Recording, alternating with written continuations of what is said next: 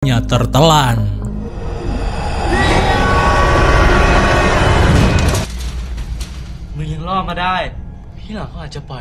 Untung saja ketika itu Tar berhasil selamat, hingga akhirnya ia pun bisa bekerja di tempat ini. Di tengah obrolan Tar bersama Mod, si bos yang merasa lapar datang dan menyuruh Tar untuk membelikannya kerupuk dan mentimun. Setelah Tar pergi, Mod penasaran dengan boneka suster yang sedang ia kerjakan. Siapakah dia?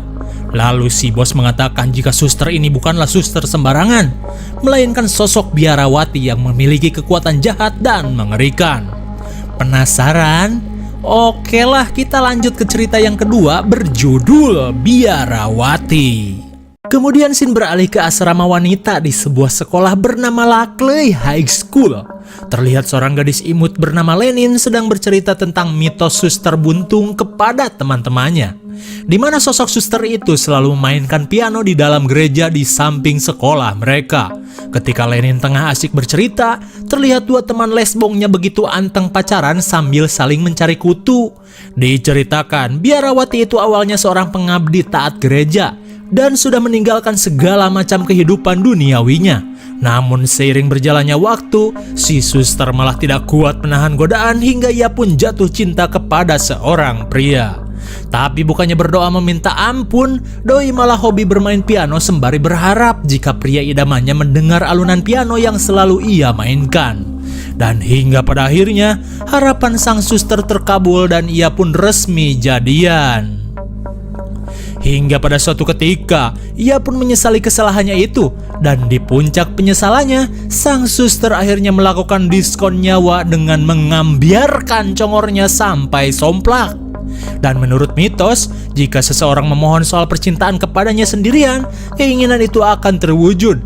Tapi dengan syarat, si peminta harus menabur bunga mawar di atas piano dengan tangan yang berdarah.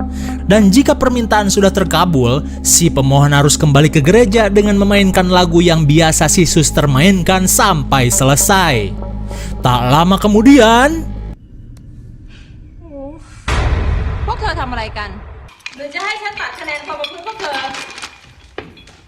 di keesokan harinya, pasangan lesbong bernama Kem dan Mei ketemuan sebelum mereka adus. Kali ini, Kem meminta penjelasan tentang status hubungan mereka yang cuma dipampang di Facebook. Ia pun sudah bela-belain membuat tato bunga seperti yang diinginkan Mei. Melihat kesungguhan Kem, Mei pun akhirnya luluh dan mau menjadi pacarnya.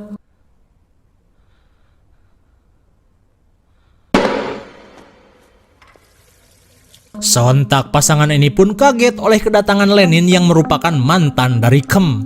Dari gelagat Lenin, mereka pun bisa melihat jika Lenin sebenarnya merasa cembokur berat. Singkat waktu, malam pun poek. Kali ini Kem yang masih berbunga-bunga berniat untuk mengambil sesuatu di dalam lokernya.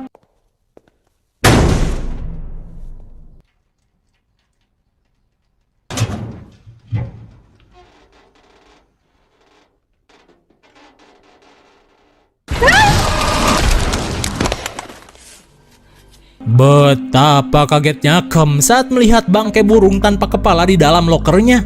Namun tak jauh dari loker, Kem menemukan ikat rambut milik Lenin. Dirasa semua ini perbuatan Lenin, Kem pun langsung mencarinya. Tapi tak lama kemudian, sebuah biji tasbih terjatuh dari dalam loker. Kira-kira milik siapa ini? Selang beberapa saat, Kem meluapkan kesalahannya terhadap Lenin atas teror yang baru ia dapatkan. Meskipun bukti sudah kuat, Lenin tetap tidak mengakui jika teror itu adalah perbuatannya. Udah deh, ngaku aja. Gua itu udah bosen adu celengan sama lo, makanya gua pengen putus. Sontak perasaan Lenin pun rontok mendengar kalimat keji dari mantannya. Saat malam semakin larut, Kem menemui Mei dan menjelaskan kekhawatirannya selama ini. Kem pun berharap Mei semakin cinta kepadanya. Di tengah kelakuan Lenin yang terus mengganggunya, melihat Kem begitu lope kepadanya, Mei pun jelas terharu. Dan untuk menguatkan cintanya, Mei pun mengajak Kem untuk melakukan permintaan itu ketika jam 3 subuh nanti. Mendengar rencana Edian itu, Kem pun sedikit merasa ngeri, tapi demi lope ia mau-mau saja. Singkat cerita, pasangan kontroversi ini pun mendatangi gereja terbengkalai ketika hampir jam 3 subuh.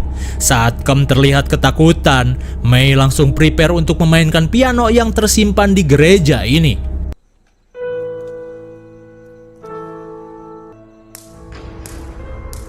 Mai.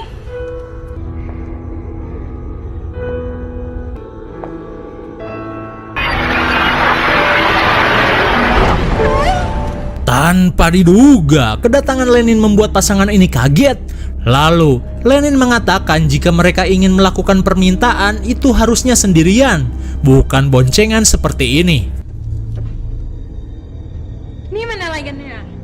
Melihat Mei tiba-tiba mendekati Lenin, Kem pun tidak mengerti dengan sikap pacarnya itu. Kemudian, Lenin menjelaskan jika selama ini Mei berpacaran dengannya.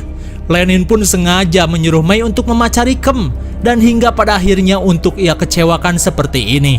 Di mana semua ini Lenin lakukan sebagai bentuk balasan, karena dulu Kem telah membuat Lenin kecewa. Di tengah konflik percintaan ceringnya ini, tiba-tiba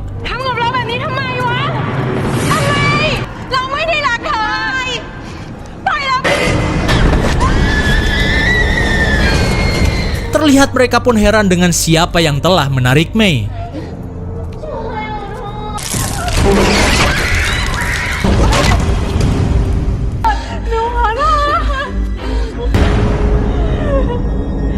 Tanpa diduga, suster kepala somplak itu sedang menunjukkan kengeriannya.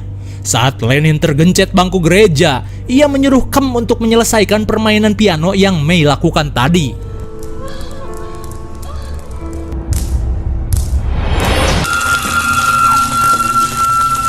Setelah berhasil menyelesaikan lagu, Kem meminta ampun kepada sang suster atas kelakuannya. Tapi tiba-tiba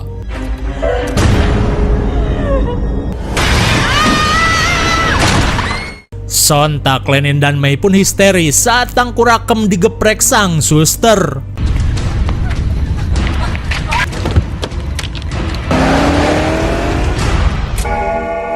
Tepat di jam 3 subuh, Lenin menyaksikan Kem dengan kepala yang somplak sedang asyik memainkan piano selamanya. Sementara itu, Mei yang sedang kabur terus menggeber mobil bututnya tak peduli apapun yang terjadi.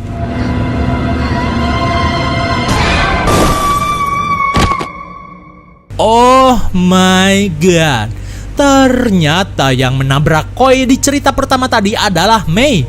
Dan hingga pada akhirnya, Mei pun tewas setelah mobilnya nyocol ke tiang telepon sampai membuat orang-orang yang lagi mabar auto dipit dan lost strike. Wah, rugel kasar area nih. Dan ternyata nih, apa yang dilakukan Mei ternyata adalah ritual pamungkas setelah permintaannya untuk bisa berpacaran dengan Lenin terkabul. Namun karena Mei gagal menyelesaikan lagu sang suster, nasib tragis pun dialami Kem dan Mei.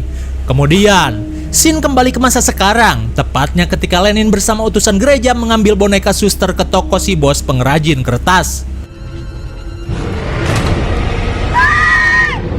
Terlihat Lenin pun ketakutan parah karena teringat dengan sosok suster kepala somplak itu.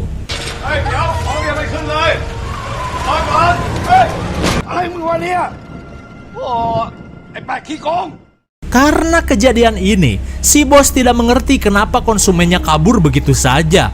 Kemudian, mereka pun membawa kembali barang-barang yang gagal terjual ini. Dan inilah cerita yang terakhir berjudul Sesajen. Setelah gagal COD dengan petugas panti, Pon pun akhirnya melanjutkan pekerjaannya. Tapi tiba-tiba ia merasa jengkel karena tablet bosnya terus menerima notif dari Facebook.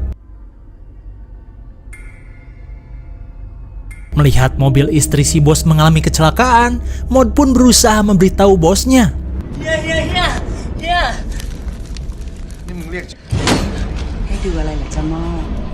Hah? Betapa herannya Mod saat melihat istri si bos baik-baik saja. Karena Mod mengira Juju itu sudah tewas karena kecelakaan mobil. Dalam keadaan yang membingungkan, Mod pun pergi dan meninggalkan tablet milik bosnya itu. Kemudian ia berusaha menghubungi Tar yang sampai saat ini belum juga kembali. Lei, ini anak kemana ya? Disuruh beli timun sama kerupuk aja lama. Tapi anehnya nomor HP Tar malah tidak aktif. Lalu Maud berniat untuk menemui bosnya lagi. Sontak Maud pun kaget